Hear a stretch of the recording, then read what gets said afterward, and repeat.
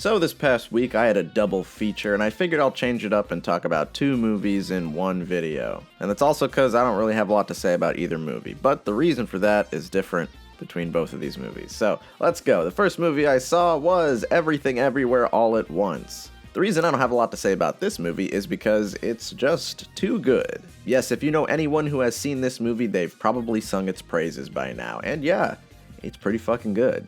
I don't want to say too much about this one because I went into it completely blind, I didn't even see a trailer, and I think that's the best way to do it. It's one of those movies that work best when you meet it on its own terms. On the surface, it's not very hard to tell what kind of movie this is though. It's basically about a woman who has to learn the meaning of life and how to appreciate what she has. But that simple message is wrapped around a story about the multiverse and kung fu, and it has absurdist comedy, and every single element of this movie is top-notch. The fight choreography is creative and exciting, the writing is equal parts hilarious and heartwarming. The first half of this movie has a fight scene that is centered around a butt plug, and the second half definitely squeezed a few tears out of me.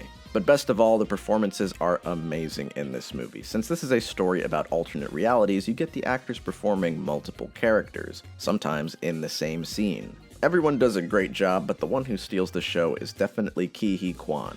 His performance is just so genuine. Who would have thought that the kid from Indiana Jones has this much charisma? Again, I don't really want to say too much about this movie because I think you're going to get a lot more out of it the less that you know. Much like the title implies, this movie is trying to be everything, every genre, every emotion, and I think it does a pretty good job.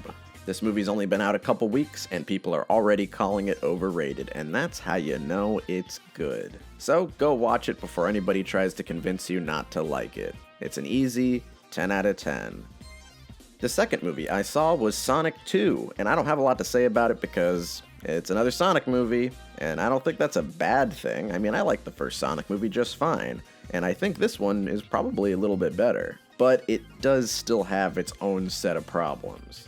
This movie's inclusion of Tails and Knuckles does a lot to make it more exciting, and this movie is mostly just action and adventure. And I think that's what these movies are good at. Sonic snowboarding and going through an ancient temple are very fun scenes that suit this kind of story and this kind of character. But this series unfortunately introduced normal humans in the first movie, and now it doesn't really know what to do with them. And I think most people agree that we want to see more cartoon animals running around and fighting robots, and less of the humans doing normal things and talking about Olive Garden. But as usual, the standout performance here is from Jim Carrey. He's even more Jim Carrey in this one than in the last movie, and I feel like on set they were just like, alright Jim, do whatever the fuck you want. And that works very well. He is just so much fun to watch in this movie. And the rumor is that this might be his last movie ever, which would kind of suck because if he's not in the next one, I don't really think I'm gonna like it. I think he's really carrying this series for me. Then on the opposite side of things, we have Idris Elba, who honestly isn't really doing a very good job in this movie. Knuckles is just kind of boring in this one. They try to do the Sonic Boom thing where he's like dumb, but instead of making him a goofy meathead like they do in that show, they kind of just make him stupid because he's primitive. Like they try to make him Drax, and it just doesn't work. I feel like they don't really give Idris Elba much to work with, which is a shame because, like I said, they let Jim Carrey do whatever the fuck he wants, and even Ben Schwartz gets to do whatever he wants. Sonic has a lot of charisma, and Knuckles doesn't. He's just not very interesting here.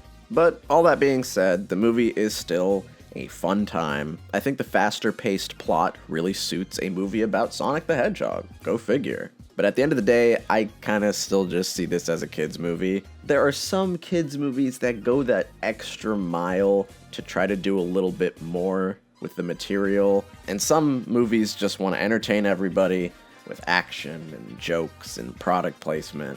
And I can watch both and have a good time, but one of those kinds of movies is going to get a number score, and one isn't. Not every movie's going to win an Oscar, and not every movie's gonna get a number score from me. So I'm gonna go ahead and give Sonic the Hedgehog 2 a thumbs up emoji.